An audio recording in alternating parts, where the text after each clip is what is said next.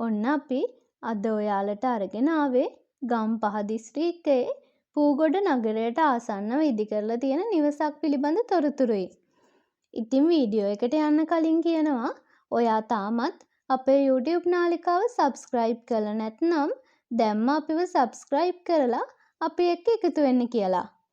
ගම්පහ දිස්ත්‍රික්කයේ පූගොඩ නගරයට කිලෝමීටර් 3ක් දුරින් පිහිටා ඇති මෙම නිවස කාමර 2ක්, කුස්සියක් සහ සාලයකින් සමන්විතයි. පර්චස් 20ක අගනා බිම් කොටසක ඉදිකර ඇති මෙම නිවසට ජල විදුලි පහසුකම් ඇත. පුවක්, කොස්, පොල්, තැඹිලි ශාකද මෙම ඉඩමෙහි වගා කර ඇත. නිරවුල් ඔප්පු සහිත මෙම ඉඩම පදිංචියට ඉතා සුදුසු පරිසරයක පිහිටා ඇත.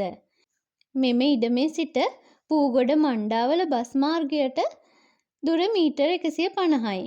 කිරිඳිවැල දෙල්ගොඩ බස් මාර්ගයට දුර කිලෝමීටර් 1.5යි. ගම්පහ කිරිඳිවැල බස් මාර්ගයට කිලෝමීටර් 4යි.